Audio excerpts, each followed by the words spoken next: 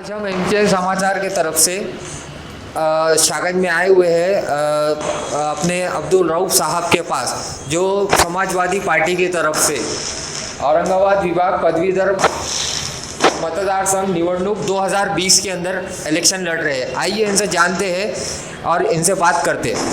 Sir, आपने अभी form भरा है, तो आप क्या कहना चाहेंगे इसके बारे में? देखिए, सबसे पहले तो मैं मेरे नेता माननीय आमदार अबू आसिम आज़मी साहब का मैं शुक्रिया अदा करना चाहता हूं, जिन्होंने मुझे इतने बड़े इलेक्शन लड़ने के लिए मेरे ऊपर भरोसा जताया। और समाजवादी पार्टी ये इलेक्शन लड़ रही है। ये इलेक्शन के अंदर जो ग्रेजुएट लोग हैं, जिनका रजिस्ट्रेशन हुआ है, वो लोग वोट देते हैं। टोटल मराठवाड़ा से 3.5 लाख के करीब वोटिंग है, जिसमें औरंगाबाद में 98,000 है, बीड़ में 60,000 है, नांदेड़ में 45,000 है, 38,000 लातूर में है, 32,000 उस्मानाबाद में है, 17,000 हिंगोली में है। ऐसी वोटिंग पूरे मराठवाड़ा के अंदर है, डिस्ट्रीब्यूट हुई है। और जिस तरीके से मैं पिछले 24-25 साल से समाजवादी पार्टी का अबू आसिम आज़मी साहब का मैं कार्यकर्ता हूं, और उनके साथ मैं दौरे करता हूं पूरे महाराष्ट्र में, ख़ास तौर पे मराठवाड़ा में मैं हर जगह साहब के साथ गया हूं।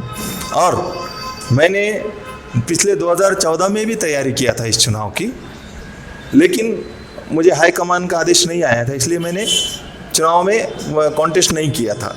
इस बार मैं पूरी तैयारी के साथ उतरा हूँ।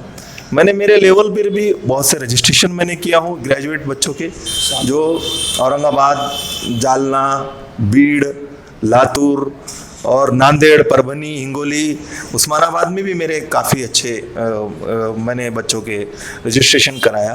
तो ये जो है मेरे लिए एक प्लस पॉइंट है, और मुझे उम्मीद है जब से मेरा फॉर्म वैलिड हो चुका है स्क्रूटनी के अंदर, मुझे तब से पूरे मराठवाड़ा से कंटिन्यूस फ़ोन आ रहे हैं, लोग काम को लगे हुए हैं। बड़े बड़े एजुकेशन सोसाइटी के लोग मुझे कांटेक्ट कर रहे हैं। औरंगाबाद में बड़े बड़े जो 4-5 एजुकेशन सोसाइटीज़ है, मेरा वहाँ पर अप्रोच चालू है। बीड़ में उसी तरह लातूर डिस्ट्रिक्ट के औसा में, उदगीर में, अहमदपुर में, और परभनी में, और उस्मानाबाद में, तो सभी जगह से एक अच्छा एक मैसेज गया हुआ है। और लोग अबू आसिम साहब की शख्सियत को जानते हैं। अबू आसिम साहब और हम सेकुलर पार्टी के लोग हैं।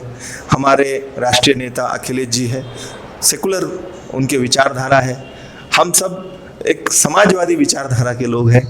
जिस तरीके से मैंने चौथी में एक कविता पढ़ा था स्वामी रामदास की, कि मना सज्जना भक्ति पंथी चितावे, तरी हरि श्री हरि पावे तो जगावे। ये मैसेज मेरे दिमाग में आज भी है। ये मैसेज को लेकर हम जनता के काम करते हैं, और ज़्यादातर हमने एजुकेशन लेवल पे बहुत काम किए हैं। किसी कॉलेज के कुछ प्रॉब्लम्स है, किसी एजुकेशन सोसाइटी के कुछ प्रॉब्लम्स है, या फिर स्टूडेंट के कुछ प्रॉब्लम्स है। ये प्रॉब्लम्स को लेकर हम बहुत से मुद्दे हमने उठाए हैं। और हमारा घोषणा पत्र है समाजवादी पार्टी का कि गोर गरीब पद दलित अन्याय पीड़ित विधवा और विद्यार्थी, इनके लिए आवाज़ उठाना समाजवादी पार्टी का प्रथम कर्तव्य है। सर, अभी अगर इलेक्शन जीत जाते हैं तो आप जनता और पब्लिक के लिए क्या काम करना चाहेंगे? ये जो है, ये मेनली ये ग्रेजुएट बच्चों के लिए है। मैं उनमें से एमएलसी बोलकर चुनकर जाऊंगा। लेजिस्लेटिव असेंबली में मैं उनका रिप्रेजेंटेशन करूंगा महाराष्ट्र के, और उनके लिए मैंने एक स्कीम बनाई हुई है।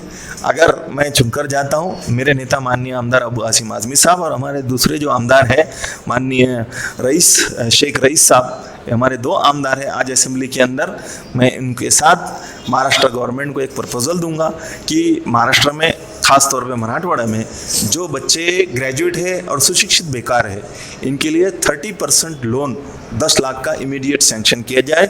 और वो भी उसकी पूर्तता यूनिवर्सिटी के अंदर होना चाहिए। यूनिवर्सिटी में उसका एक डिपार्टमेंट रहना चाहिए, क्योंकि वहाँ पर पूरा प्रोसीजर होना चाहिए, फाइल वहाँ से मंत्रालय को जाना चाहिए, और वहीं से पैसा डिसबर्स होना चाहिए।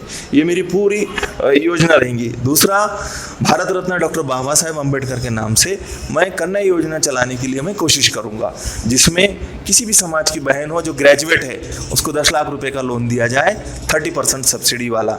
ताकि वो बहन वो पैसे में अपनी शादी ब्याह या फिर उसको अगर अपना कुछ कारोबार करना है तो वो पैसे में वो कर सकती है। उसके बाद आप औरंगाबाद की जनता से क्या अपील करना चाहेंगे सर? मैं औरंगाबाद के जनता से अपील कर रहा हूं कि मैं समाजवादी विचारधारा के प्लेटफॉर्म से खड़ा हूं। समाजवादी पार्टी और महाराष्ट्र में समाजवादी पार्टी की बेबाक शख्सियत, बेबाक लीडरशिप माननीय आमदार अबू आसिम आज़मी साहब है। मैं उनका एक नुमाइंदा हूं, उनका एक कार्यकर्ता हूं। तो अबू आसिम आज़मी साहब के काम को हर कोई जानता है। अबू आसिम आज़मी साहब ने हमेशा गोर गरीब पददलित अन्याय पीड़ित और बहुजन समाज, दलित समाज, माइनॉरिटी के लिए काम किया है।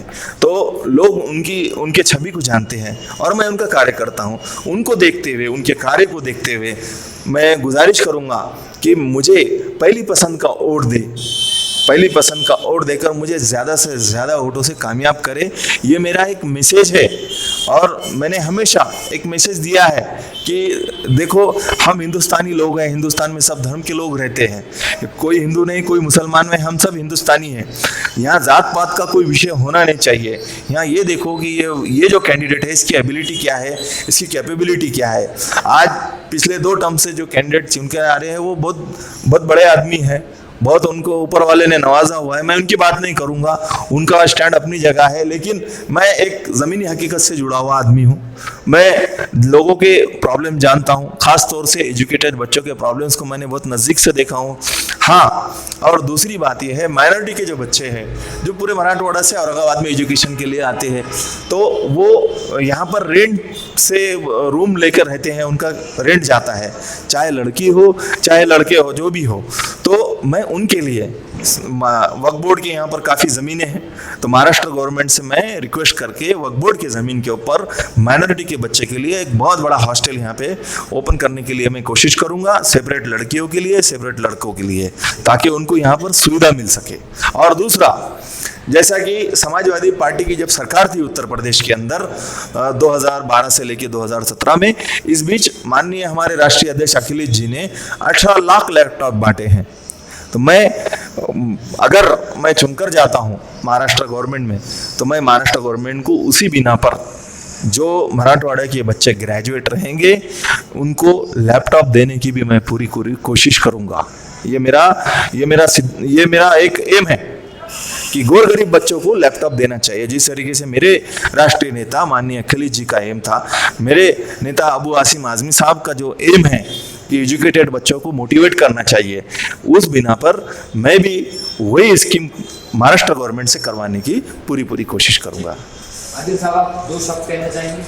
नहीं, मैं यही सब पदवीधर मतदार संघ के जो मतदार लोग हैं पूरे मराठवाड़े के, उन सभी से मैं यही अपील करना चाहता हूँ कि एक एजुकेटेड कैंडिडेट है और काम करने वाला, ज़मीन की हकीकत से जुड़ा हुआ कैंडिडेट हमारे पास खड़ा हुआ है, तो हम सब लोग उनके लिए काम करें, उनको ज़्यादा से ज़्यादा वोटों से जिताए, पहली पसंद का वोट उनको दे। ख़ासतौर पे वो ऑडिटर भी है, प्रमाणित लेखा परीक्षक जिसको बोलते हैं, वो ऑडिटर भी है। तो मैं ऑडिटर लोगों से भी अपील करूंगा कि आप सभी उनको फर्स्ट प्रेफरेंस का वोट देके ज़्यादा से ज़्यादा वोटों से जिताएं। आज आपने देखा, हमने अब्दुल रऊफ साहब से बात की है और ये काफ़ी खुशी की बात है, ये इलेक्शन में खड़े हुए हैं और हम हमारे माध्यम MCN समाचार की तरफ से अपील करते हैं कि जनता को कि इन्हें ज़्यादा से ज़्यादा वोटों से जिताए और इन्हें कामयाब करे। बस आज के लिए इतना ही। आप देखते रहिए MCN समाचार खान राफे मोहम्मद के साथ।